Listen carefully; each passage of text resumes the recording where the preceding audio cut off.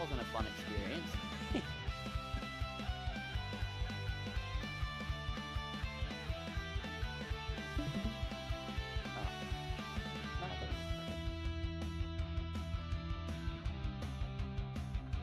Yep, test 1 2.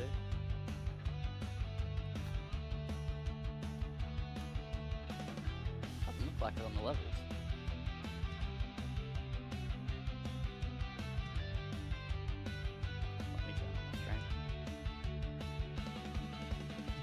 Yeah, that's what I'm doing. Oh yeah.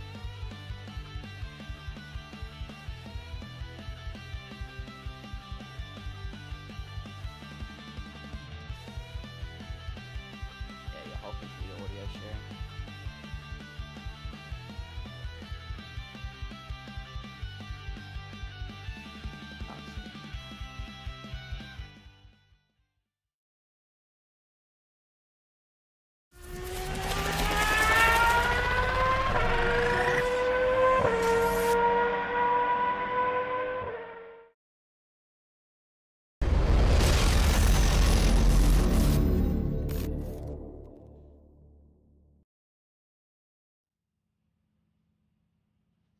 Good evening, ladies, gentlemen, boys and girls, animals of all ages. Welcome to another sensational TV broadcast live here from Sebring International Raceway for LMU's Monday Night Sprint Series, and it's round 3.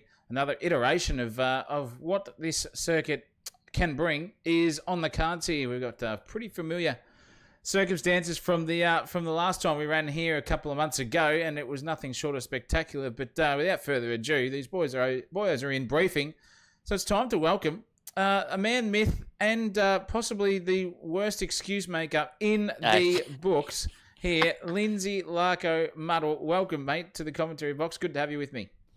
Yeah, sucks that I missed out last week, but Mother's Day dinner takes priority, so it's not the worst excuse maker in the world, but I know what you're talking about. But yeah, it is absolutely fantastic to be here once again. Sebring just always seems to creep up on us. I feel like every single time I join the commentary box, it's Sebring, even though it's obviously not. It just such a staple in the calendar when it comes to my mind and what I think of this circuit. It's created some of the best races in the LMU series, so I'm absolutely excited to be back here in the commentary box for another Sebring race. Awesome, mate. Good to have you with me. The premise has been a bit of a championship mix-up. We've got some familiar faces and unfamiliar faces as well here tonight, and it's interesting because the briefing side of things gets on a little bit later than what we're used to here at this point in time. So no track action at this moment.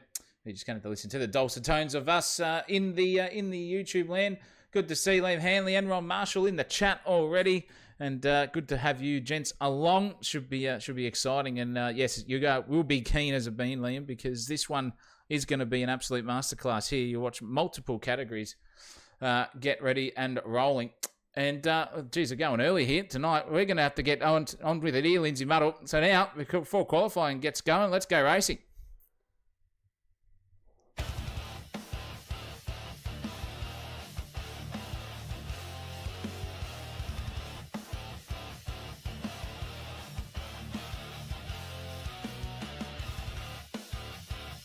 Yes, we are back, ladies and gentlemen.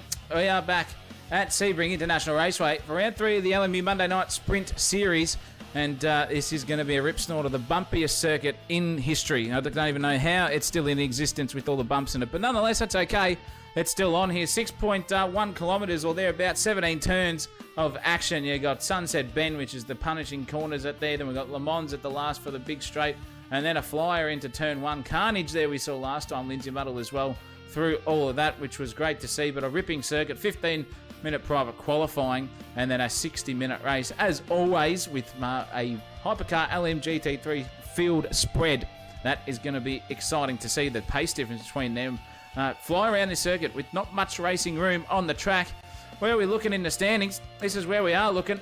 The Hypercar guys are on fire. You can see the two guys in front equal on points in Benefield and Nick De Silva. Mohamed Colombo having a disastrous couple of rounds. He's third, but by a distance over the two in front of him. Spinazzi not far behind Colombo as well, with Nicholas Katero and Hani Kuri all split by between 2 to 4 points each. Nick Atkins also on the same points as Hani Kuri, so that's going to be interesting. Shawnee Brimblecombe enters the chat.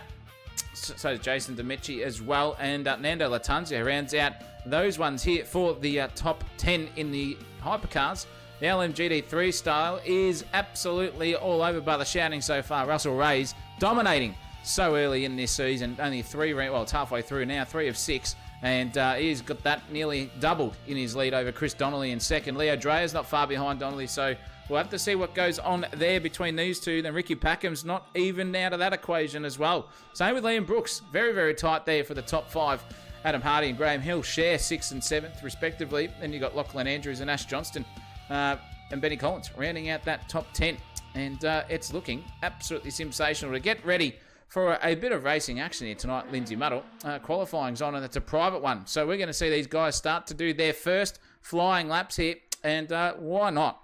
Right on board with one of the legends in this sport himself. We've just got to get the controls up there for you so we can see the qualifying information. And that one would be Harry Lawrence on a BMW. Lindsay Muddle, take us away for a lap.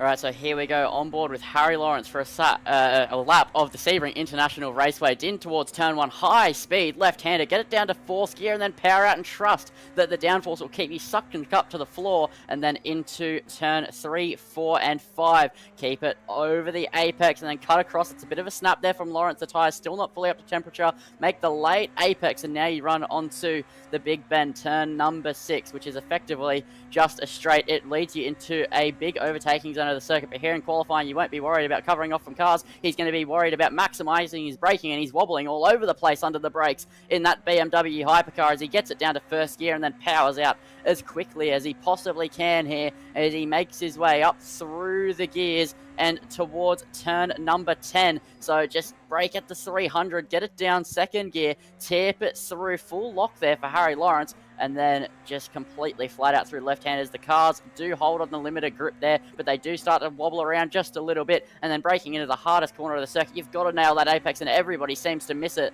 and Lawrence does the same. He runs just out a little bit wide through turn 13, and now flat out through the double left-hander, and then set up this right-left complex. 3rd gear over the top of the curb, and then you've really got to open up the next corner, turn 16, Le Mans corner, and he absolutely nails it over the curb there. A little bit of a snap on the exit, though, to bite back at him for taking maybe just a little bit too much curb, and now the run towards Sunset Bend, the final corner. So bumpy, this entire track, but this definitely tops it as the bumpiest part. You head into the braking zone, and the car just bounces around the entire time, understeers you off the racing line, but he powers out. He's negotiated it beautifully, and Zach O'Reilly, what is the lap time going to be? That one there is going to be, as he crosses the line, a 1:46.809. Beautiful stuff there, and that takes him to the top. Absolutely flogged everyone else, so that's a really, really good one. He's still got the second sector timing there at the best, but someone else has beat him to it, and that would be Jeremy Talbot. Only a 10th off, and he bins it as we see it, so we'll get off him, and let's get off the onboard there and go back to the panning view.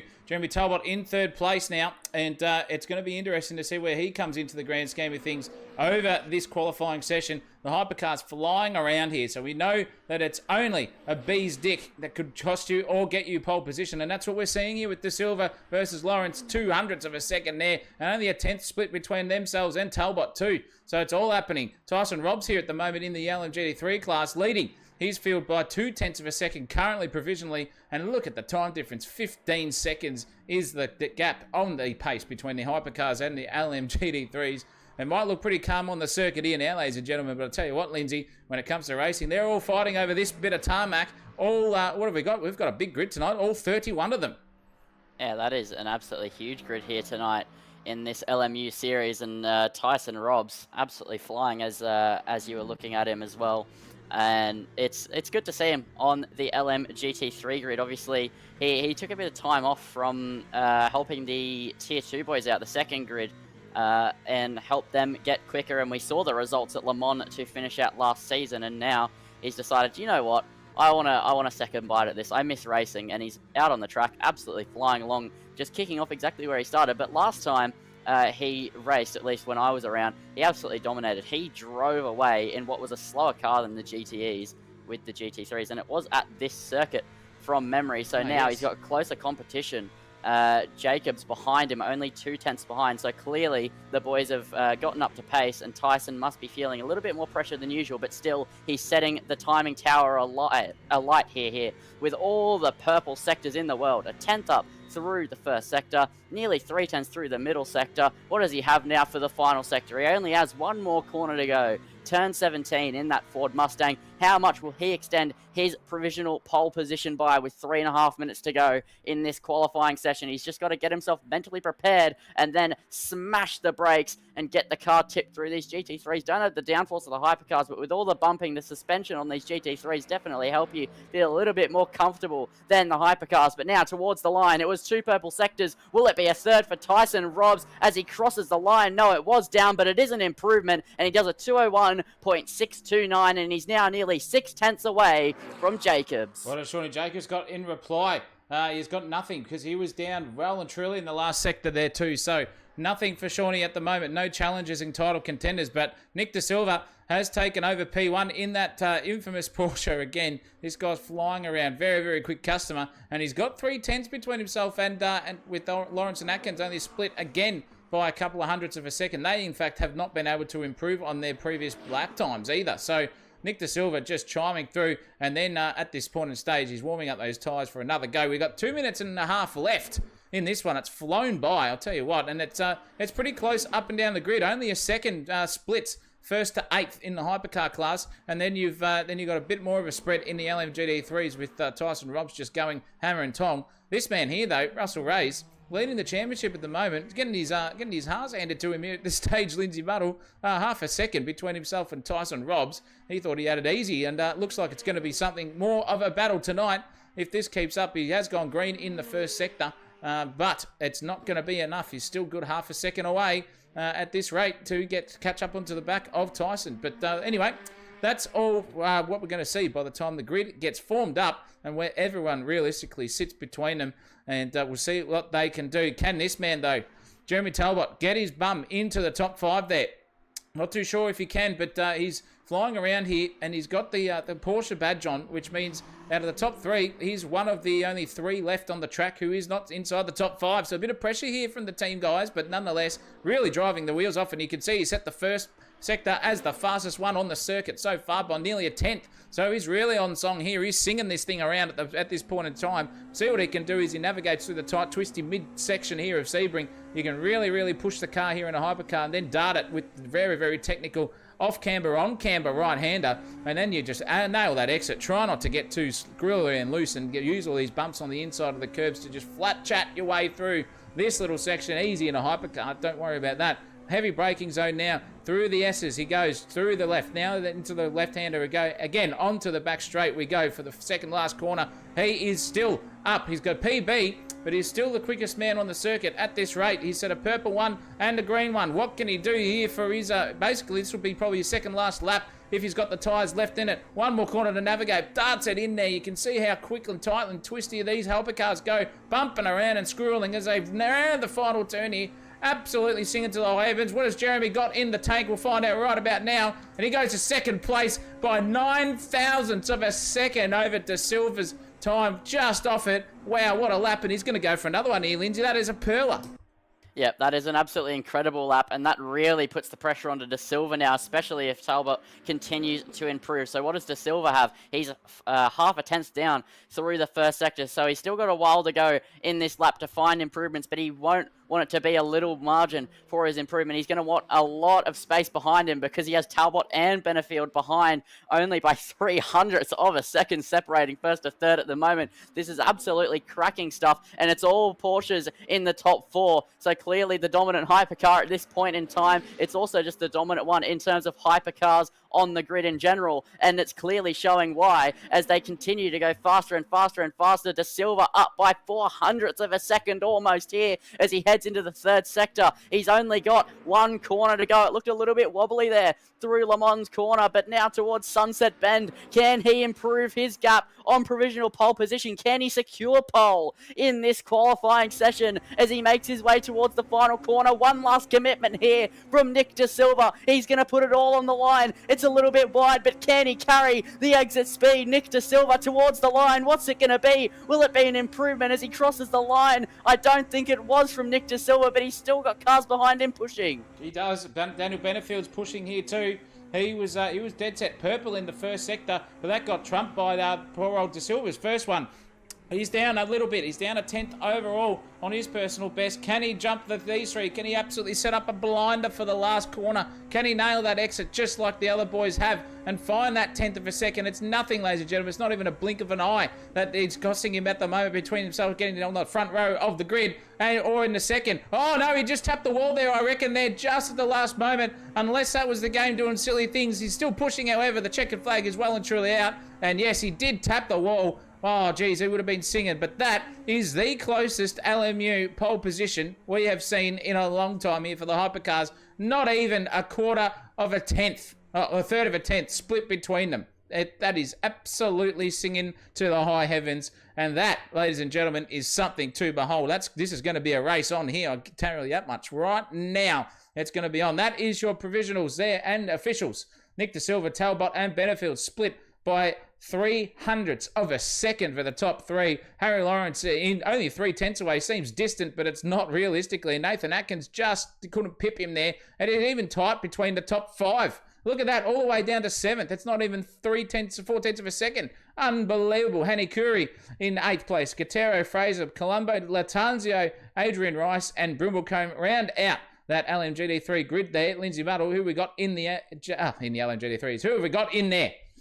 So Tyson Robbs takes out pole position from Russell Reyes in P2. A significant gap between the two of them, though. That's about 5/10 of a second on the front row in the GT3 class. Then you have Shawnee Jacobs, Ricky Packham, Chris Donnelly, Leo Dreyer, Graham Hill, Lachlan Andrews, Ash Johnston, and then Liam Brooks is your 10th position in the GT3 class. Then you have Adam Hardy, Ben Collins, Phil Rando, James Atkinson, bloody hell, Zach. Jeffrey Dickinson and Martin Glastonbury. I was just like, I know how to say it, but it was like, I don't trust myself. I don't trust myself with the blur. I was just like, do I want to say that? Don't doubt yourself. Don't doubt yourself, Lindsay. You're better than that. I know it for sure. But that is the grid there, ladies and gentlemen. And these boys are now getting a little bit spiced up, so to speak. In the overall timing department, it was nothing between the hypercars 1, 2, and 3, and still nothing between 3rd, 4th, 5th, 6th, and 7th, realistically, as well, as you can see. So, as the server does the server things here and gets itself set and ready to go racing, that is what has happened now. And look at the time of day, ladies and gentlemen. It has gone from a beautiful sunny afternoon to under lights here at Sebring. This is going to add another little speckle of something to come. I'll tell you that. The headlights are ablaze. Everyone's rounding themselves back, and we're just about at a minute time before we get racing and rolling, actually, for the rolling start. And I reckon it's time you viewers out there, get your predictions in. Tell us who you think is going to take the placings in P1 for the hypercars and P1 for the LMGT3s. We've got 60 minutes of racing coming up. It's going to be a rip snorter here under lights at Sebring. That's going to bring another cat amongst the pigeons, as our co-commentator Munro does love to say. But nonetheless, this is going to be an absolute belter, Lindsay Muddle. What have we got in your prediction land?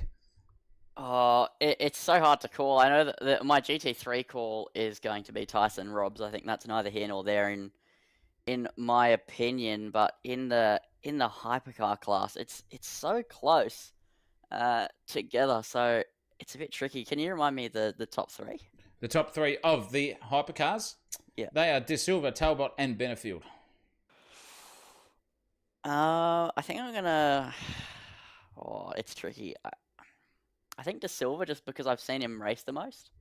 All right.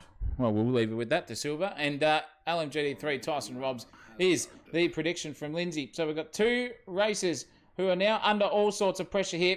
But as pressure is going to start building soon as we get cracking and rolling here for the hypercars. They will start first, and then the rest of them will kick on afterwards in the LMGT3 cars. But the all-specialist, the first lap excellent commentator in himself is Lindsay Muddle. It's now your time to shine, me old son. Let's get us all revved up. We are about to dead set go racing here. 60 minutes of Sebring. You know what to do. Strap yourselves in and listen to the dulcet tones of Zach O'Reilly and Lindsay Muddle. Have a crack. All yours, Lindsay. Take us away. Alrighty, so as we have a Porsche 1, 2, 3 here on the grid, they are getting ready for the green flags to fly. The green lights will illuminate at any point now. The car's lights are flashing as they are eager and anticipating the race start. Now it's De Silva off of pole position, and they are underway for racing action as Haney Curie gets a penalty off the line, but De Silva is holding the start here. He's holding P1 and all into P2. Benefield trying to put the pressure on, but now it's going to be Lawrence round the outside of turn 1 as they make their way towards 3, 4, and 5. The BMW trying it the long way round here at turn number 3. It's risky. There's contact in the background. I'm not sure who that was there. It's a lot of cars who are bunched up off the back in the grass. It's BMWs, Alpines, Porsches, Peugeots, Toyotas alike here, all stacking up here at the back, all losing time on the grass. Wherever you name it, they will be here on this circuit as we see BMW now trying to make his way up the straight, but in the GT3 class, we are currently looking at a battle between Tyson Robbs and Russell Rays. That gap is 2.5 tenths as they head into the hairpin. Rays showing the nose, but Tyson Robbs isn't going to fall for the pressure that easily. As that's wide there from Rays. That's very wide from the Corvette. That invites Jacobs into the party now. He's going to be trying to battle against Russell Rays here as they drag race towards turn number 10, and they're going to go side by side. It's McLaren versus Corvette as they head into the braking zone. It's bold and it's brave on the brakes from Sean Jacobs to get the place, but it's not done just yet. Russell Rays trying to fight this one back as they head into Tower Corner, and still he's trying to show a nose. It's a risky place to try and show it. He does back out. They go back single file as the order here in the LMGT3 class is Robbs, Jacobs and Rays. That'll only continue to swap, and hypercars is De Silva, Talbot and Benefield from Lawrence as well, and I'm not sure who it was that got caught up in the pilot, but it was quite a few cars in that hypercar class who will be compromised as they head into lap number 2. They only have a corner to go of this lap. Absolutely fantastic stuff there. That is all pressure points now in the LMGT3 class. You got Shawnee Jacobs on the back here right now of Tyson Robbs. So they're not going to, Russell Rays, sorry. And he's not going to get any easier at this stage because he's going to send that hard up the inside, but that compromises him. And I'll tell you what, Sean saw that coming from a mile away and just blocked past him and said, nut bugger that. But now that hurts him mid-corner onto the exit as well. So now it's going to be a bit of a drag race. Who's going to get a bit of a suck here? It's not the biggest of front straights in the world. So I don't think the move's going to get done here. Who's bravest under brakes into T1 as it goes now? It looks like Shawnee has still got that chockies at the moment over the top there for the lead in LMGT3, but at the other lead here at the moment between De Silva and Talbot was getting feisty. They were literally neck and neck. We just crossed to him, out-braked. I think there was Talbot over De Silva, so they've galloped off away to a little bit of a gap, but that battle is well and truly not going anywhere. And I look at the man out in front of Tyson Robbs here in the GT3 class. He's already 2 seconds up the road from these guys having a good battle. Let's have a look at this one because that is Chris Fraser trying to get through on the back end of this. He was caught up in that first lap incident there and trying to get his way through the field of the LMGT3 cars. Doesn't look easy, and I'll tell you what, it's not when you've got tight, twisty bits, but now the horsepower takes over, and he says, see you later, I'm out of here, done, won, and run. So very, very easy done there for Chris Fraser. He'll skip on to the back end of Adrian Rice, so hopefully at some stage, but it's still race on. It is not letting go of anyone. The battle pack here at the rear of the field, inside the top 10 actually, in fact, for this LMGT3 class is absolutely on fire here. You got Ash Johnston following Chris Donnelly and Graham Hill. All 1, 2, 3, 4 car suck train here. Realistically, it's an Aston Martin, Lindsay's favourite car, at the back of it. Wishing it would be further up there, I'll tell you that much. But under the lights here, and it's not an easy feat. The cars look sensational through this section. All the little LEDs blowing up everywhere. That Aston Martin singing to the high heavens as well. This battle is on like Donkey Kong here for these guys. Good little tussle for the top 10. Yeah, it absolutely is, and they'll continue to battle away as all of the trains seem to be settling in here, but they're not separating too much. LMGT3 closer than usual, I think, here in the opening stages. Normally it separates out a little bit, but I think that they're all just calm, cool, and collected, and as the seasons go by in this LMU series, everybody just gets closed up and closed up and closed up, and it's absolutely fantastic to see. Every season we see new drivers in contention for new places on the grid, and I think that is something really fantastic to see as the races tick by. But absolutely cracking stuff going on up and down the field. De Silva is bolting away now. He's got a second away from Talbot here, but this GT3 battle isn't giving up just yet. This little train absolutely kicking off as we look at Johnston, who's following behind Donnelly, and he's trying to put the pressure on, but he just can't get close enough for a move in that Aston Martin. As Zach O'Reilly said, definitely my favourite car, and I was wishing he was further up, but you only can play with the card you're dealt, so that is what Johnston is trying to do. He's trying to find his way further up through this field as we look now to the BMW. I believe this is Hill behind Andrews as they head into turn number 7, the hairpin. He's not close enough to go for a move, but it's absolutely all kicking off here in the LMGT3 class. They're just so close together. Any small mistake could set this fire alight here in this battle for I believe this is the end of the top 10 in GT3 class, if I remember correctly from what Zach O'Reilly was saying, but it's absolutely all out at the moment. This train very, very close together, but they are losing touch to the cars in front. That is wide there from Lachlan Andrews, and now Hill has the long way round. It's BMW versus BMW. Hill just can't quite get properly alongside here as they head into Tower, and he's not going to go down the inside, but Andrews does cover it just in case, and now it's the McLaren trying to get involved as well of Donnelly as he's hounding the back of Hill now as they head through the long left-handers. Can the McLaren get a nose in on the BMW? He's looking for a move, and it's going to be so close, but Donnelly sitting behind for the moment. Lachlan Andrews heading up this train, and this is absolutely sensational stuff here as they head through turn 16 and the run towards the final corner. It's a risky place to go for a move, but it could be where Chris Donnelly looks to go for a move here for P20 overall, for P10 or 11 in class, I believe it is. They're absolutely pushing all out here as they head through Sunset Bend, and the McLaren of Donnelly does look for it down the inside here. He's going to go side by side now with the BMW, and he's going to get through potentially here as Johnston's trying to show the nose as well, and Johnston hits the wall on the outside of the final corner. They're drag racing towards turn number 1. Hill defending for his absolute life at the moment. It looks like he should just hold on, but Donnelly's not done, and Johnston goes late on the brakes, nearly hits the back of the McLaren as well. It's absolutely all kicking off here at the mid-pack of the GT3 class. Look at that, beautiful racing from all of them. All a bit of trials and tribulations, experimenting, battling, and you know what, all coming to fruition. And Lindsay Muddle called that excellently there. Was all happening. Just one little move up the inside and a bit of hesitation just draws everyone else into the battle right behind you. And all it takes is 2 or 3 tenths, and that is it. That one there is Chris Donnelly in 8th place overall in his class, and on the field he's sole 20th, but that doesn't matter because you can see these guys in the GT3 cars really hustling, not letting go of anyone at this stage as well. As Glastonbury just got a little bit of a squirrely exit and losing it under brakes, and now he's really under pressure here from James Atkinson right behind him, who's trying to show that Mustang every which way possibly he can to get the job done on the Ferrari. Up the inside here, full beans for the both of them, door banging nearly for, oh, this is incredible stuff. Under brakes, and on the advantageous side is the Ferrari, but they're going to go for the switchback because the Ferrari's deep. Oh, and he's spun, and he's hit the back of the Mustang, but it hasn't hurt him too much.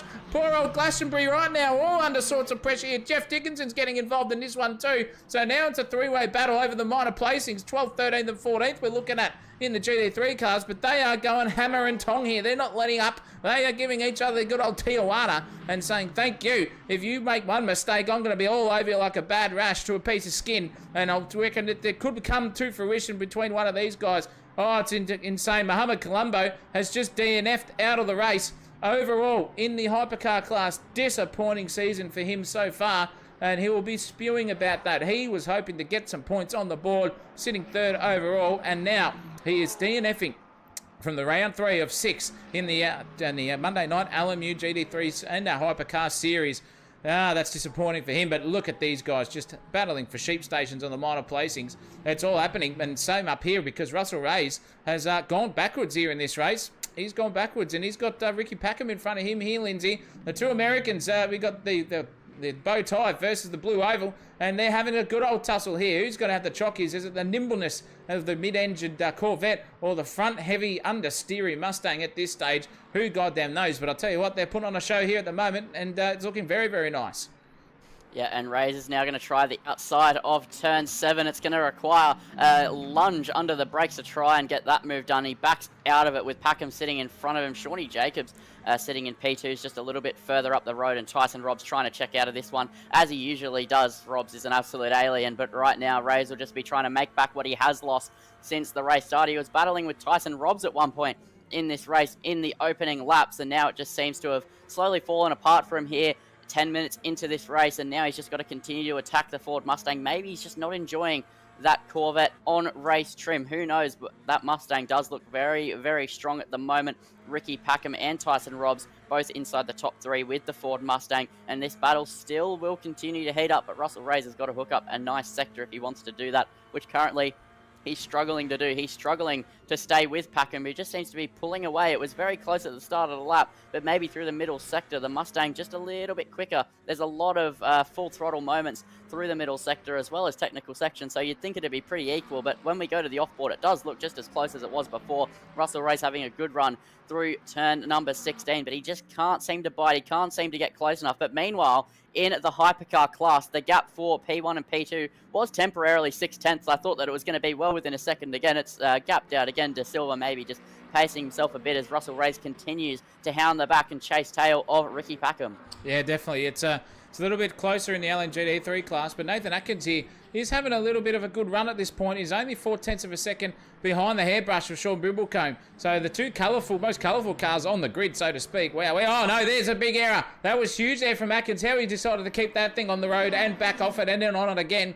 I'll never know. But he managed to pull it up. That's given a little bit of a breather to the hairbrush in front of him. So 4/10 is now, but he's really under pressure from Spinazzi. Also getting in amongst this one, as well as Nicholas Guerrero. Half an invite is all you need. Let's ride on board here and see what the back of this battle pack looks like from on board Guerrero. Sliding Lich way everywhere, front and centre. We're going to go 3 wide here into turn 1. This is absolutely brewing disaster. Something's going to happen here, and it does. And Guerrero got out of that one, and they've both been pushed wide because there's a GD3 car in the way too. Oh, the scenes here at Sebring. Absolutely every letter in this one of pain, apart from the P, nearly came to fruition for these 3 guys, but it's Guerrero, Atkins, and Spinazzi all having a good old tussle now, spread out by 5/10 of a second. But look at this, this is a move on for P2 here. Talbot and Benefield having a good old crack at each other again. 3 portions in the top 3 and not letting each other go whatsoever. Side by side racing, we go heavy braking right-hander now coming up, and it's advantage to Benefield now, leading the championship equally there by De Silva. So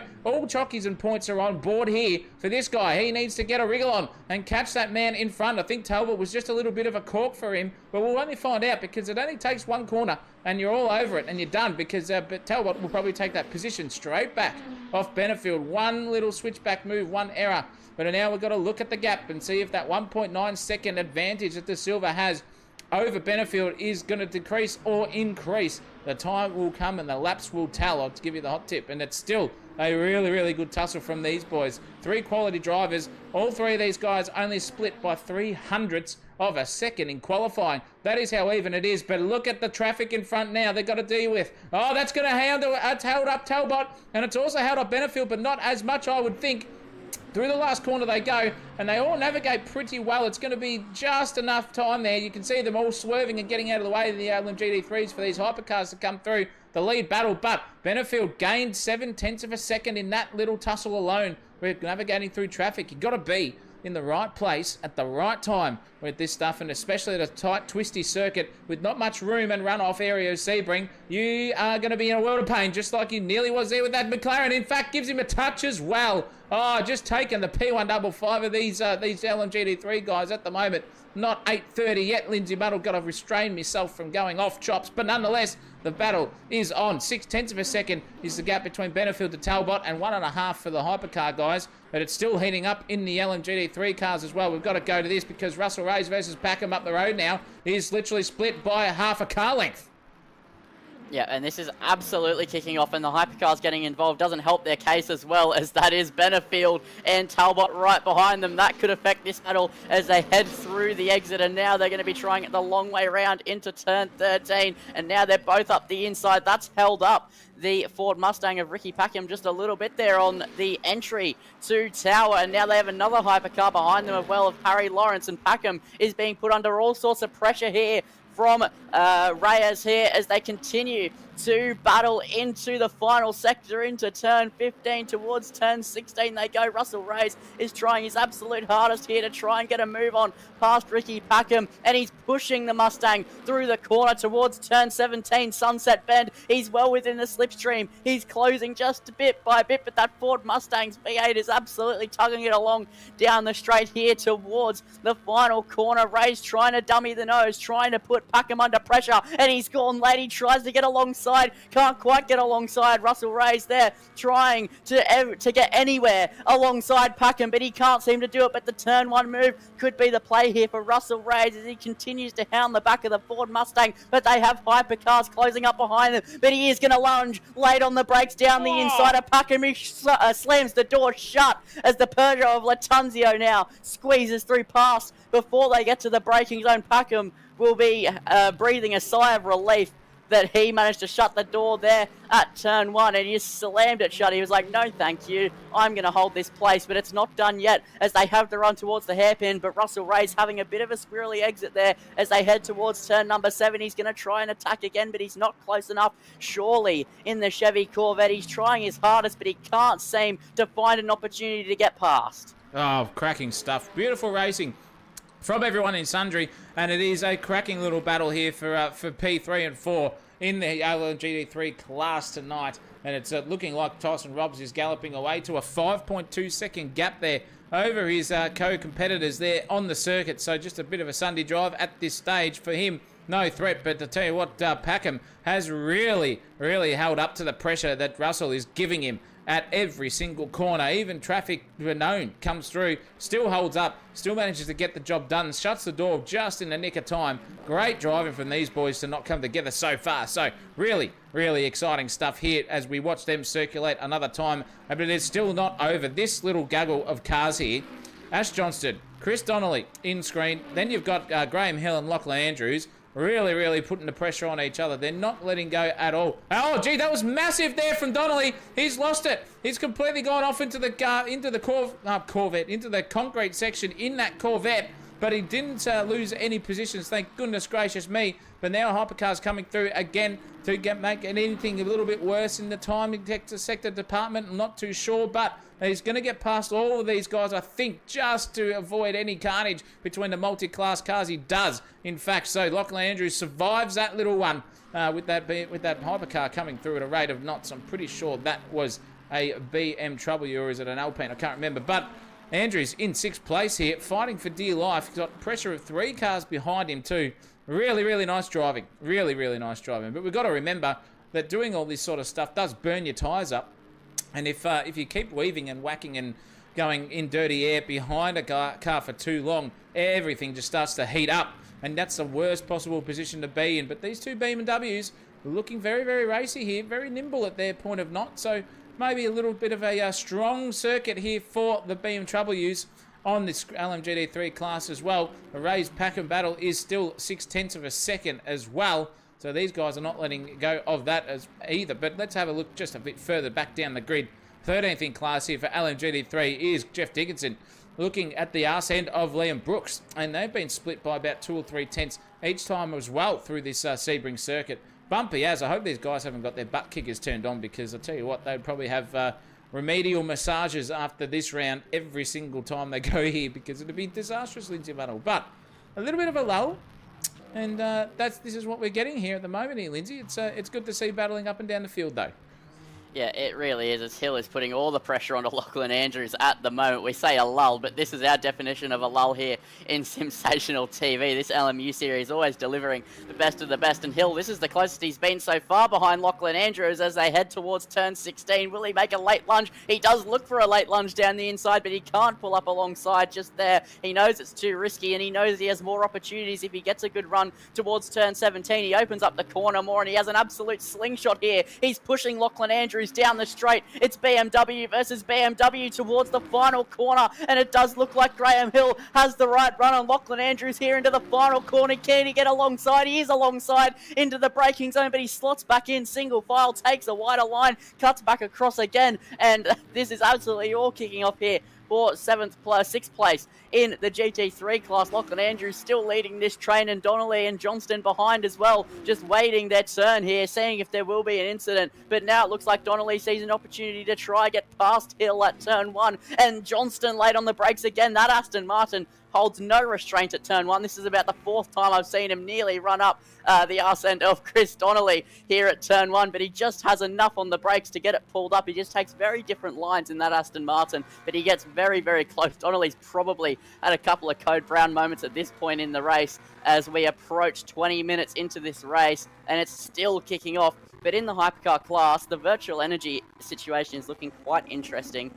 Looking at Brimblecomb's onboard, everybody has just too short to make the whole race, which we've been seeing. There's only been one race where we've seen Harry Lawrence make it all the way. Other than that, there's always a pit stop, but it's always interesting to see who has what in the virtual energy department, and it looks very similar this race.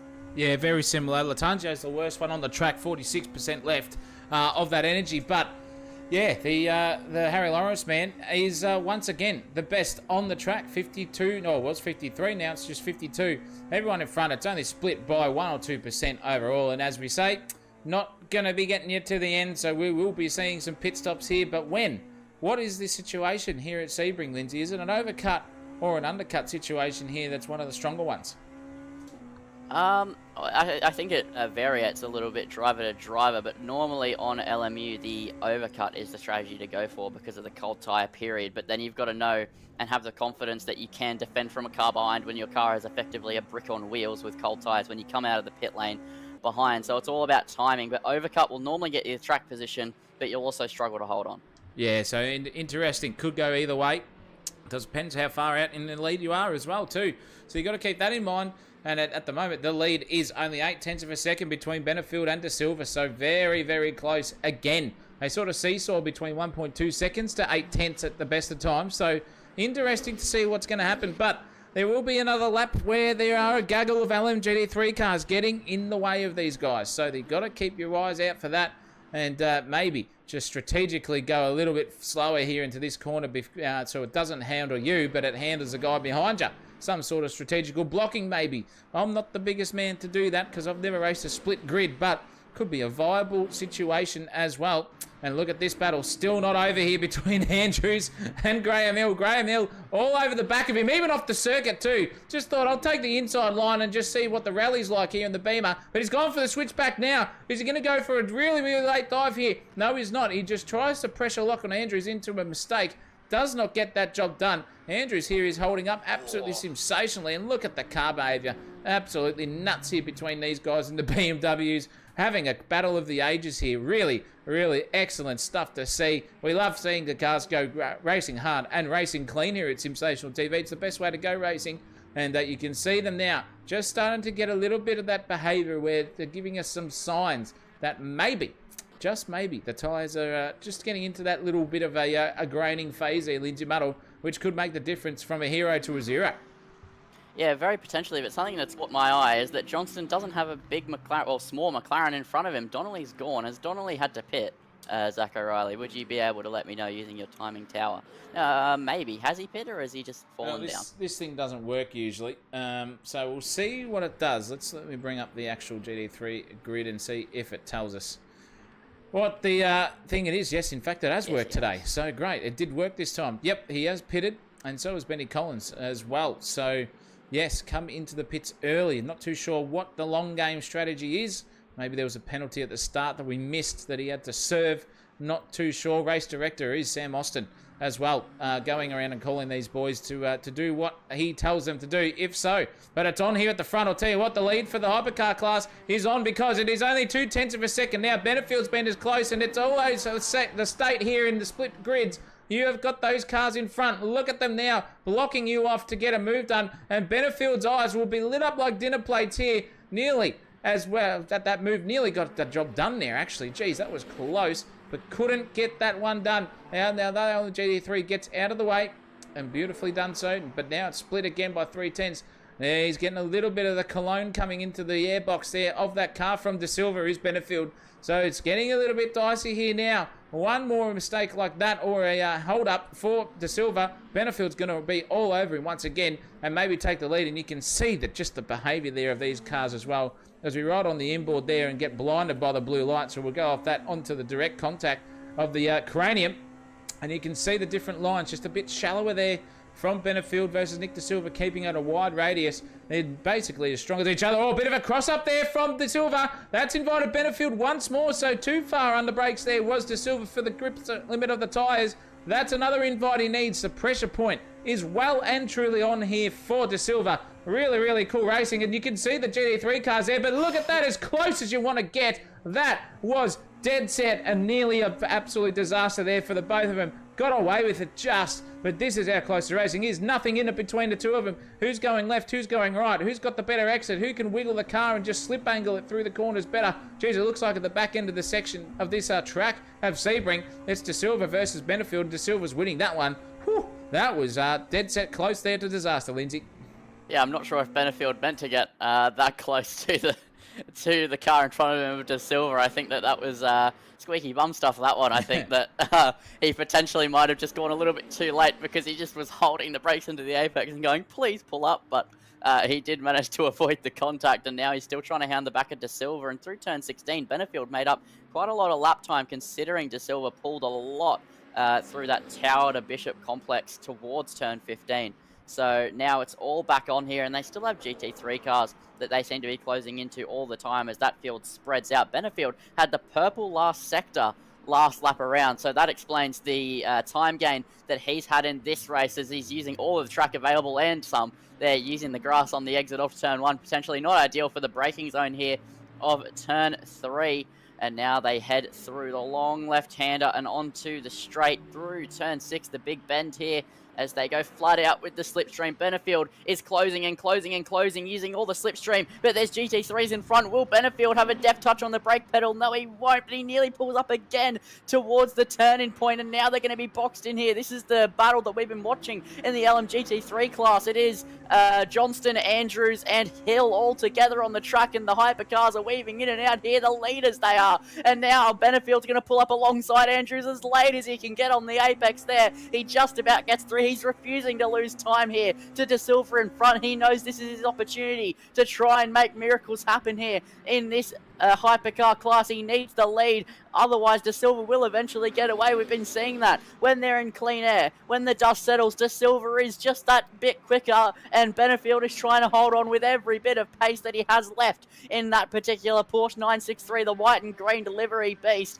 pushing around this circuit, staring at the rear wing of De Silva as they head towards the next lap, towards the halfway mark of this race. Next lap, or maybe the lap after round, it is absolutely all kicking off here in multiple places. We're still seeing that battle between Hill, Andrews and Johnston, and this battle for the lead in the hypercar class as they round the final corner. They still have more GT3 traffic in front of them to boot as well. Yeah, definitely. But in fact, Graham Hill's had a mare because he's lost the arse end. Look at that. There is clean track in front of him. That doesn't mean he's got past Lachlan Andrews. He's been done by Ash Johnston, who is also now in the wall. Unfortunately for Ash Johnston in the favourite car there of Lindsay Muddles in the wall, does get going again. He gave up that position. Maybe that was a redress that we've just seen because Graham Hill's gone way down the road there. But Lachlan Andrews just skipped off into the distance. Now that gap is a good 4 and a bit seconds split between them. So the excitement plus of the GT3 cars has gone for those guys, but not for Phil Rando. Him and Jeff Dickinson having a good crack. 11th and 12th overall in their class, and they're having a good tussle. Porsche at the back of the grid. You'd expect it to be probably a better car around here, I would have thought, with all the tight, twisty sections. But nonetheless, it is on like Donkey Kong here. 0.2 of a second split between them. But look at that for a send up the inside. Oh, disaster. They pulled it up just at the last moment. Phil Rando doing exactly what his last name is, just pulling a random move out of his hat and just sending it harder up the inside. But that has cost him big time. It is a huge gap now. It's a good 1 and a bit seconds. In fact, that's a slower car off. No, that is Jeff Dickinson off into the grass as well, just trying to get out of the way of the hypercars, and he's given up all that gain he did for that move, which was not his fault anyway, that Phil Rando pulled on him. But it could be battle on again here. 0.3 of a second now between these two. What can Phil do? He's really, really loving the brake pedal on this car, just sending it as hard up the inside as he possibly can. And again, he's gone for it, and that is wide there by Dicko. And poor old Dickinson's gone, and there goes Phil Rando. Slides it up the inside, easy as you like. Hopefully that fills up Phil Rando's talent book and gets off into the distance. That was shocking. Yeah, that was shocking. And also, what was shocking was the F1 style camera direction as Benefield took the lead of this race in the hypercar class at some point during all of that battling in the GT3 class. But no, we've definitely got the Monaco camera directors in here. Zach O'Reilly. Oh, yeah.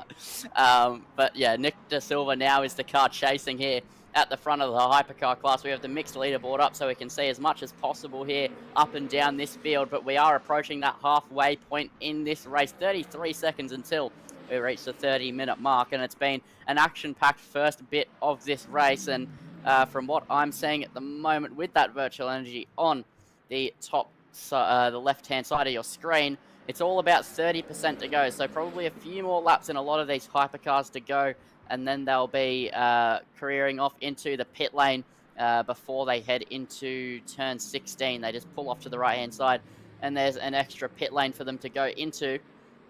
But we've still got a few laps before we see that all unfold. And right now, De Silva got done by Benefield, and now he's trying to make that position back, try and retake the lead of this race. But right now, it looks like maybe he's just pushed his tyres too early on in this race and in this stint, and maybe he's just paying a little bit of the price for it here as he's just struggling to stay with Benefield. It looks like that white and green Porsche saw the clean air, and F1 style is just running up the road, but De Silva's not going to let that happen so easily, and Talbot is well and truly fallen off the back of them. He's not handled the traffic very well. Another battle that caught my eye, I believe Guerrero and Curie were pretty close together last time I saw the leaderboard, but don't quote me on that one at the moment. They are close together here for 9th position in the hypercar class. It's Alpine versus Peugeot here. So Curie versus Guerrero. We've seen these two run at the sharp end of the hypercar class, but today they are right up the back of it, and they're battling for the place, as well as Shawnee Brimblecombe in front of them as well in that battle too. Yeah, definitely looking very, very racy as the hairbrush tonight. He'll be happy in 8th place there, sitting there pretty, but he's getting caught here by these two. Only a second up the road is Sean now, so a little bit of something to go about, and there's the first pit stop of the night from the hypercars. That is Hanny Curry in and done now, so he's going to come in and try the undercut. See if that one comes to fruition, if you can get Nicholas Guerrero for that lovely 8th place that they were both fighting for, 9th place, sorry, that they were fighting for. That could be interesting. And could he even undercut Shawnee Brimblecombe? Because at the moment, Guerrero's coming like a bull to a red rag. 7/10 of a second is now only the gap between himself and the hairbrush in front. So a little bit of a mind game playing situation here for Nicholas. Is he going to start showing the nose early? Just let him know in Sean that I am here, boyo, and I'm not going anywhere.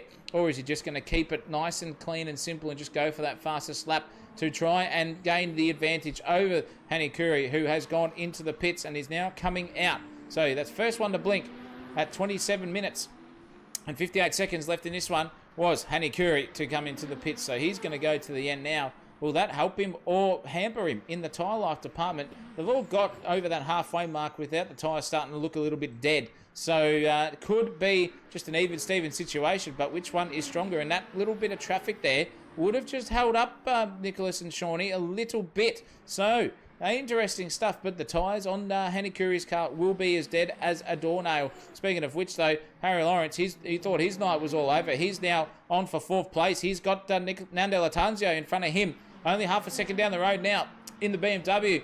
Most understeery car ever, apparently, and he's still managing to put it inside the top 5. Brilliant stuff here from Harry.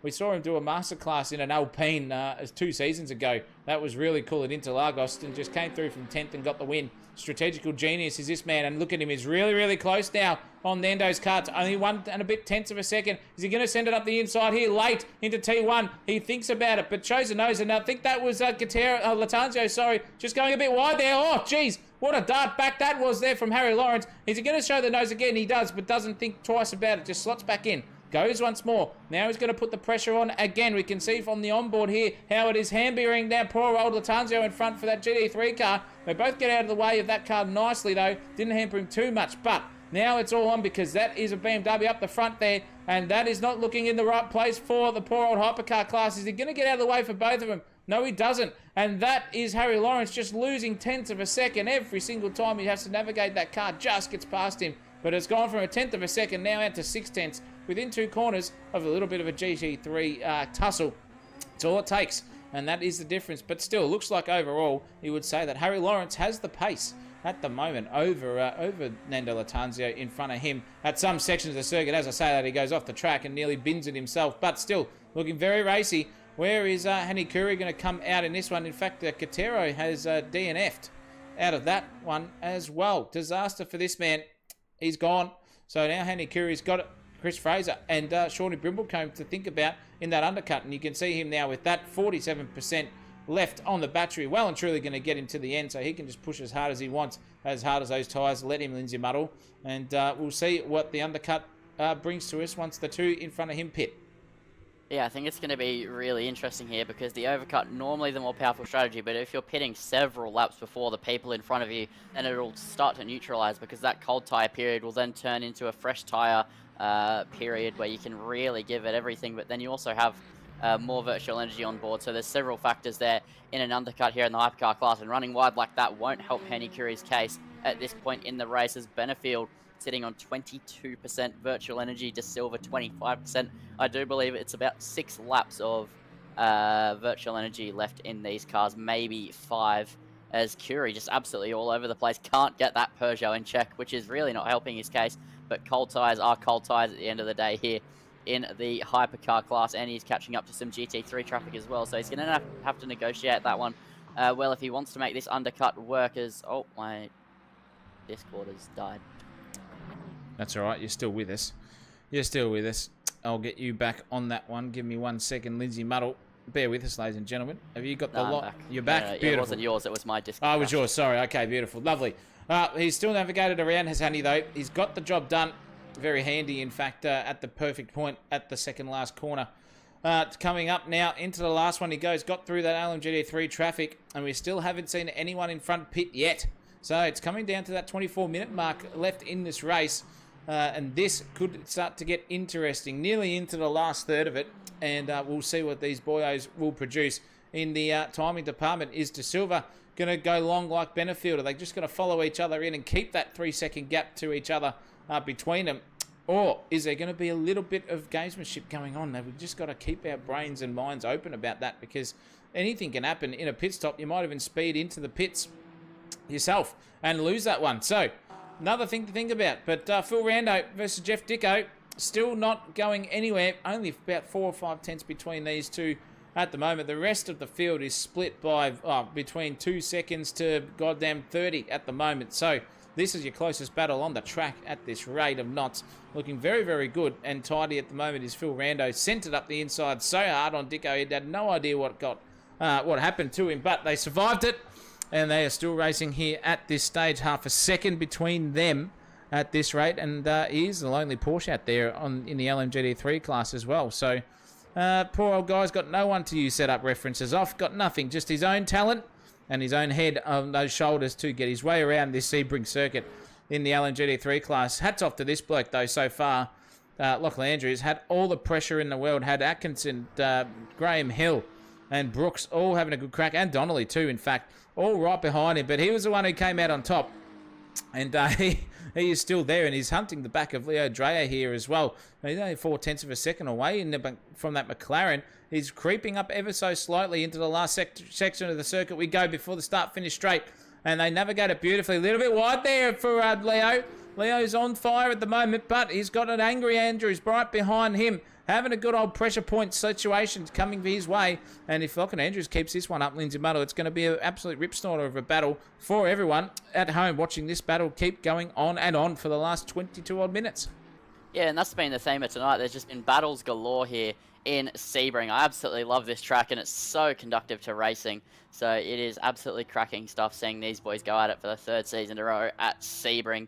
And they always deliver, and it's just gotten closer and closer, and the times have gotten just lower and lower as well as the seasons go on. So it's absolutely fantastic to see everybody learning this game and getting setups and everything else you could think of, just making it even more on the limit racing. And just speaking of Sebring, while we have a moment, while Andrews tries to close up to Leo Dreyer, this isn't the only time we're going to have Sebring in the next few weeks. Zach O'Reilly in the commentary box. You and Munro should be calling it for the Gen 3 Supercars in a few weeks. Yep, we are. And it's going to be interesting because this bumpy circuit is one of the ones that we anticipate will probably be the cat amongst the pigeons in the V8 Supercars department. But that will be in 4 weeks' time. No, 6 weeks' time, I think, from now. That will be there. I thought. Hey? I thought it was closer than that, honestly. Yeah, well, we've got Townsville next there, big boyo. But nonetheless, it will be good for these guys. And I reckon 2 Sebrings within the span of 2 months is nothing to not get excited about, that's for sure. We're loving it. And these guys at the moment seem to be loving it too, driving around this track very, very nicely. And Leo Dreyer, as we were speaking about that, Lindsay Muddle, just sailed off into the distance right behind Lachlan Andrews, and now he's promoted himself up into 5th place and driving the wheels off that BMW. I think this is his best result so far for the season, temporarily, or provisionally, as I say, with 20-odd minutes and a half left to go in this one. The hypercar guys are not going anywhere. There's still this battle here between Lawrence and Latanzio has been brewing, but none of them have pitted yet. At the moment, and you can see that energy remaining just creeping ever so slowly down. 12% now for Benefield as it flicks over, and that means within the next 3 laps he's going to have to come in and go for that last minute pit stop. Good to see you, Alex K. Sebring action, yes indeed, mate. You would know all about that. Missing you out here would have been a great race, I reckon. Benefield, De Silva, Talbot and yourself all having a good crack with each other. Could have given Harry Lawrence your setup too, but nonetheless, at this point in stage. This guy's driving really well in the top 5. Harry Lawrence. He's got 2 and a bit seconds, nearly 3 to himself and Latanzio. Latanzio's just put the turbos on and just bolted off into the distance there as well. Was not too far away. But Harry, hats off to you so far, mate. Keep going, and you'll be up there for sure. The other closest battle on the track is now Mr. English himself, Glastonbury. Him and Benny Collins only split by a good 8 or 9 tenths now. And Benny Collins is off the road there. That's a massive error. This is going to give Glastonbury half a sniff here. As you can see, a hypercar coming through at a rate of knots. What's Glastonbury going to do? Has he got enough charge ready in that tank for him to get up the inside? He hasn't. Not enough horsepower. He's going to have to settle for now. He won't show the nose up the inside. Into the last corner we go, because that would be absolute death for both of them. Thinks better of it. And Benny Collins just keeps on going down the road. Do I remember what the P1 quali time was? That's a good question. Lindsay Muddle, can you remember what it was? I am going to check. That's what I'm going to do, Zach. Beautiful. Well, you do that. I will keep talking here. And yeah, you can rewind it on YouTube as well, Alex, you donkey. But nonetheless, we will keep going here. This battle still cracking on. Glastonbury versus Hill. Oh, geez. Half a second now. Glastonbury. He's only right there. He's not too far away. You can see at the moment that Graham Hill's had a mare and he's come off the field and back onto the circuit. Benny Collins has taken over that position. So Graham was on the back of Dicko and now he's gone way down the field. Unfortunately for him, lost a couple of positions. We missed what happened, but not the ideal place for Graham. At this stage, it was a 46.5, I'm pretty sure, Lindsay, if that recalls my settings correctly. Yeah, if you look at the chat, I just put it in. It was a 46.4, 452 or 492, something like that, was the pole time in the hypercar class, and it was separated by 300ths from P1 to P3. So the gap between P1 and P2 was 9 thousandths of a second, and then P3 was an extra 200ths back from that. So qualifying was just absolutely insane to watch. And then now we're seeing even more racing action pick up as well, as Harry Lawrence sitting on the pit lane exit as he drives out in the BMW. Speaking of BMWs, by the way, Shawnee Brimblecombe, I know he's at the back of the hypercar class, but I give him a bit of praise for continuing on in this race. His front bumper is orange. I know it doesn't show visually on the car, but I've got his onboard up, and he's got so much front end damage. It's awe-inspiring to watch him just continue lapping around. Very good stuff there from Lindsay Muddle, giving us all the action. And yeah, unfortunately you can't see what it looks like, but very, very understeery now as Harry's going out for his opening lap here on the very, very cold new tyres that he's got on, navigating through the GT3 traffic very, very nicely indeed. And it's going to be another thing that these guys out in front, De Silva versus Benefield, what lap to do it, because they're going to have to be having a track map or something up to see where they will come out relative, hopefully not in too much of the LMGT3 cars to battle on. If they're going one pit stop one lap later than the other or vice versa, that is another thing we've got to think about. It might be 4.7 seconds at this stage between the two of them, but I'll tell you what, that could dissipate with one little mistake, one little hold up, and even a bit of a tussle between yourself and those guys. This is De Silva on screen now. Really, really got to think about pitting in now. It's really now or never for these boyos. Same with Benefield too. And Harry Lawrence is going to storm his way back through the field, and this is exactly what I'm talking about. Have a look at this for a dead set stitch up there for poor old De Silva. Could not get past that LMGT3 car for 2 and a bit corners. That's cost him dearly there. That's very, very unadvantageous to him, or disadvantageous. But look at that out in front as well now for Benefield. Really getting caught up himself in this one. Just goes off the road. Tries to keep it back on the circuit. Just does in the nick of time. The downforce keeping that car from spinning out. But that wasn't too good. It's gone from 5 and a bit seconds down to 4.2. Now 3.9 seconds is the gap between himself and De Silva. So right at the crucial time where you're hoping you could be clean and just gone down the road from your guy in P2, he's getting held up here. And he's just navigated through that little traffic tussle there. Where's De Silva in the grand scheme of things of this one? He is mid-circuit, mid-apex, sorry. He's going to get past an Aston Martin. Down the road he goes. Where's the next one in front of him? Right there. Oh, gee, that's not the best place either. Through the fast double left-hander we go. Triple if you really want to go into the sliding braking zone now. And still through the S's. Can't get that job done. He's gone up the inside now. Now he gets that job done out of there. And it's still, well, now it's 2.6 seconds. But that's creeping down because Benefield is in the pits. Yep, and this is now the crucial point for De Silva. He's going to have to use the fact that Benefield will be on cold tyres for his outlap to his advantages. Talbot also into the pit lane. Benefield is definitely putting himself under a bit of pressure to undercut, but he also has a 2.9 second gap going into the pit lane, so he should have a little bit of a safety net even with the cold tyres. But De Silva's got to now absolutely drive the wheels off his Porsche 963 to make this work, to make the overcut work, and then he's going to be able to hold on. He's all over the place. That's not what you want to do. You definitely don't want to be using the grass on the exit and having a tank slapper for it as well. So De Silva trying to give it absolutely everything before he makes his crucial move into the pit area as well. And let's look at Benefield. He's back out onto the track into the final corner. He goes now in his Porsche. What is the gap between the two of them? Let's see if we pull up gap to leader. If we pull up the gap to Mr. leader, Race tell you Director straight away, it will tell you, there you go, you can see it's 39, nearly 40 seconds there, Lindsay Muddle, from that, which is going to be close. I'm tipping that's going to be a little bit closer than what we think it could be. But De Silva did have that big moment too, which would have cost him a good second, I reckon, with that tank slapper at the pace these guys go around. So very interesting stages now. Where is De Silva on the circuit? He is coming through the turn 11 section, I think, if I'm not mistaken there.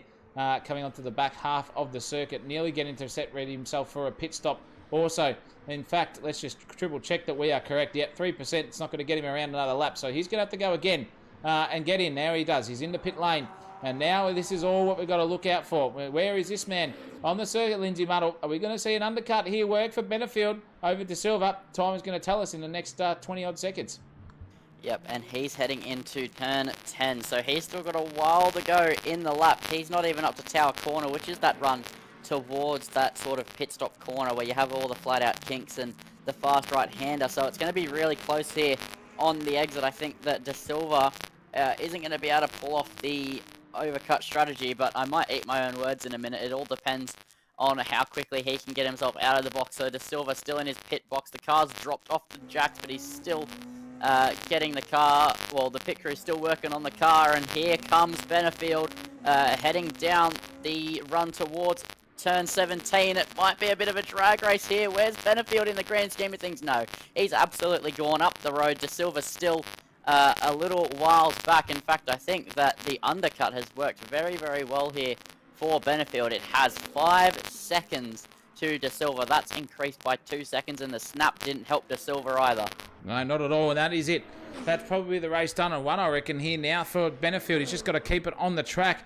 As we see Harry Lawrence start to claw his way through the field now too. He's going past everyone in the pits also, so he's still in 5th place. 4 seconds, or nearly, probably just, around that 4-second mark between himself and Latanzio. So no undercut or overcut situation worked there for him. So I would say that little bit of a tank slapper was the difference between De Silva and Benefield, making up maybe a 3-second gap turned into a 5-second gap by the time that all got done, and one run sort of thing in the pit stop. So race on between this man, De Silva, on screen at this stage. Can he claw back any lead to Daniel Benefield's time at this stage? I'm not too sure if it's going to happen here, Lindsay Muddle, but looking very, very racy indeed. In fact, Benefield is still the quickest man out on circuit. A 47.4 is his best time, and a 47.8 for De Silva. So a good 0.4 of a second splitting those two once they get a full clean lap in. So it's advantage at Benefield, but we'll see what he can do. See if it all comes to his way, or is it going to be someone else's way in this man, or even Talbot way down the grid if something disastrous happens to these two. Unlikely, but it's never over until that fat lady sings and the checkered flag is waved for this one. Russell Reyes is now out in front of these guys, and let's see if oh my god, let's see if this actually works or not. I would anticipate that he has not pitted. No, he hasn't. So he is the one guy who has not pitted out of the LMGT3 cars. Andrews and Dreyer, the other ones as well inside that one. So very, very interesting to see where he will come out in the grand scheme of things. And as he does so, he comes into the pits, and it's not a far distance between Tyson. In fact, it was only 12 seconds when he navigated into the pit lane, did Russell, between himself and Tyson. So this man is going to come through and take the lead again by a country mile in the LMGT3 class. Really, really driving well is Tyson tonight. Just an absolute alien, as Lindsay Muddle called him before. And skips on through. That's him done. Into P1 he goes. Russell still standing in there. Andrews and Dreyer also come into the pits. Andrews got into the pits, I think, just before Dreyer as well. So, another change for position there. Very, very interesting. where's Ricky Packham in the grand scheme of things too here, because he's going to be able to come through and maybe take the chockies as well over Rays too. Rays is navigating his way through the field, but you can see Packham has gone straight past him. If the bloody camera director would do what I want it to do. And that is P3 for Packham. Sean Jacobs in P2. Rob's P1. That is awesome to see there. And it's going to be on like Donkey Kong here, I reckon. Maybe between Packham and Rays, if they keep going like this at this rate of knots, it could be interesting for the LMGT3 cars by the end of it. But 6 seconds, nearly 7, is the gap between first and second in the hypercar class. So that one there looks like it's all over, bar the shouting in that one. Benefield's just got to keep his nose clean from now on and make sure he doesn't get too held up in some LMGT3 traffic as they circulate around the field. Yeah, and I think that it will close up towards the end of this race, but 9 minutes isn't a lot of time here at Sebring. It's what, 4.5 laps here of Sebring in a GT3 car.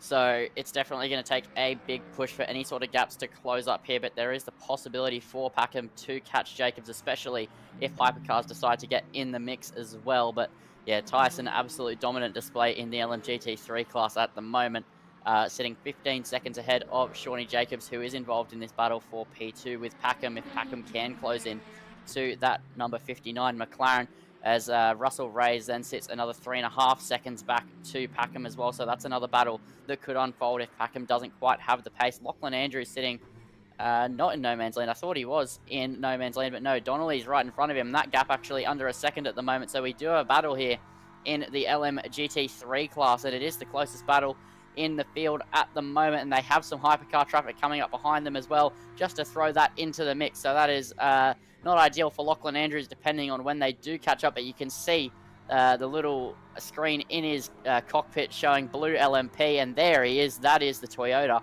of Fraser, absolutely, or Spinazzi, flying through at this point as they head through Tower and continue to push on, and the McLaren of Donnelly is going to just get driven around, so he won't lose too much time from that, as Graham Hill is also very, very close behind the Mustang in front of him, who...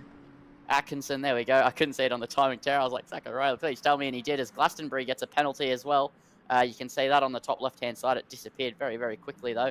Not sure what penalty it would have been for Glastonbury, but he's at the back anyway, so not too damaging to his race in the grand scheme of things. But Graham Hill absolutely all over the back of Atkinson. We know Hill was a lot further up earlier on in this race, but it fell apart for him. He went slow. I'm not exactly sure why, but he had a bit of a moment, and now he's trying to make back some of the lost positions that he lost earlier on, and he's hounding the back of a Ford Mustang at the moment, but he's not close enough to go for a move, and they have some hypercar traffic about to get involved as well.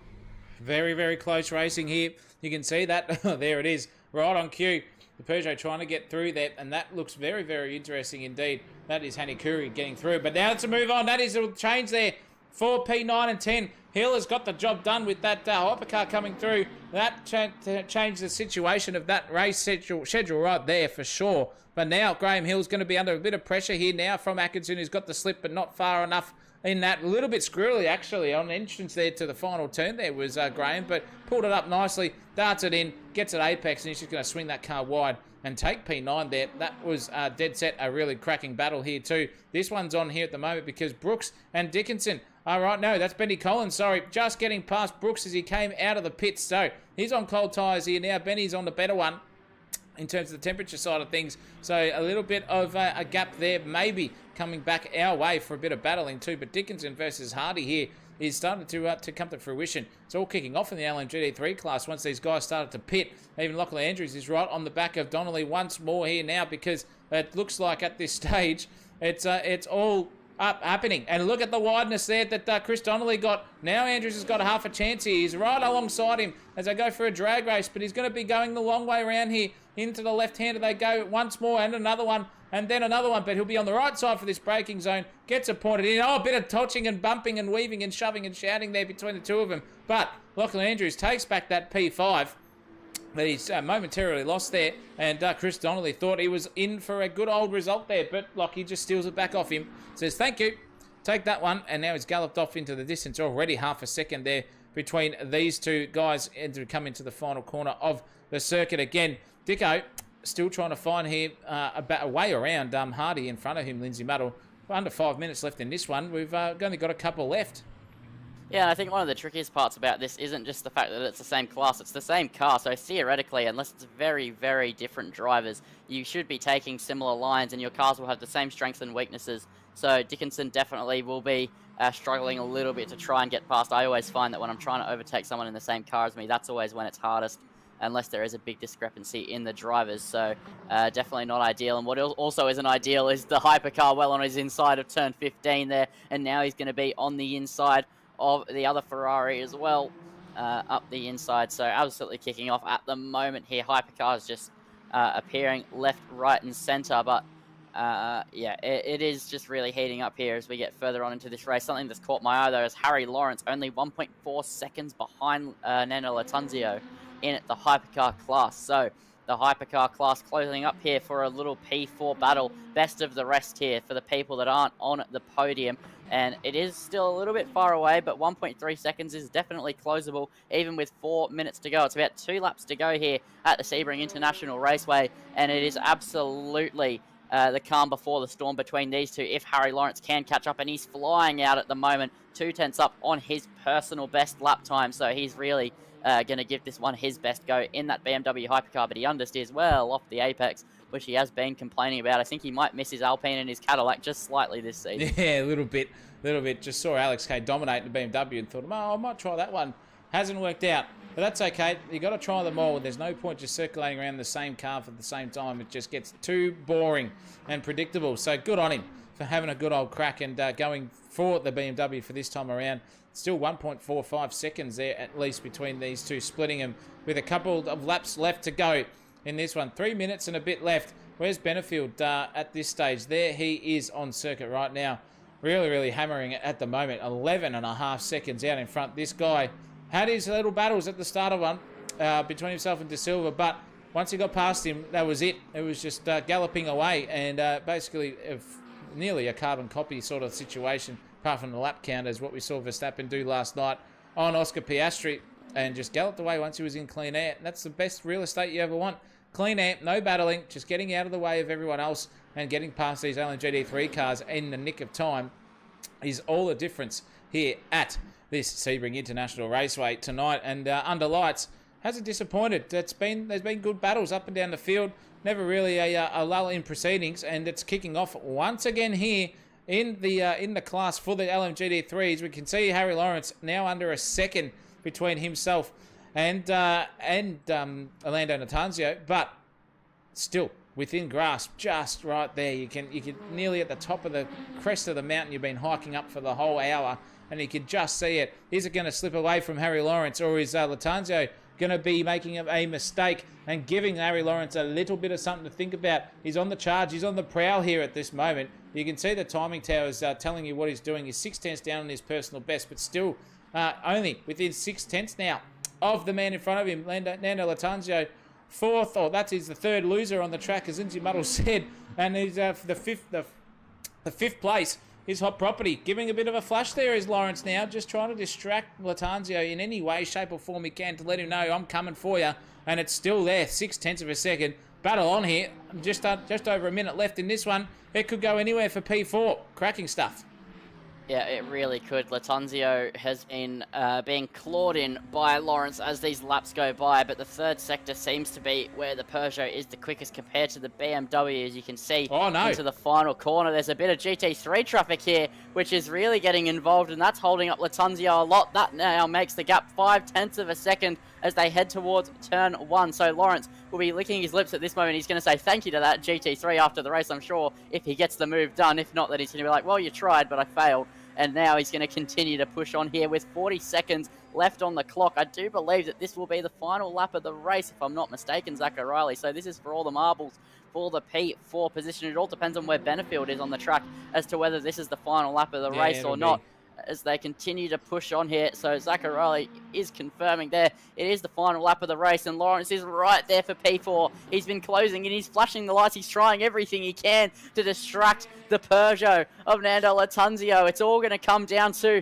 the final 2 sectors of the lap here to determine best of the rest, as they head through the long sweeping section as Benefield is just negotiating the last bit of traffic through turn 16 and now towards the final corner. He's driven an absolutely fantastic race, and now he's going to round the final corner. As long as he doesn't manage to bin it somehow, he's just going to sit behind the traffic, I'm sure, and he's played the strategy game to perfection. He got the lead, he made the overtakes, and since then he's been unstoppable. And Benefield is going to cross the line and take the victory here in the LMU Monday Night Sprints here for round number 3 at Sebring. But now the battle is still on between Lawrence and Latunzio. It's going to have one last opportunity here for Harry Lawrence, the final corner. Will it be a final corner dive bomb here for Lawrence, or will he settle for P5? Surely not here, as they head into turn 17 for one last time.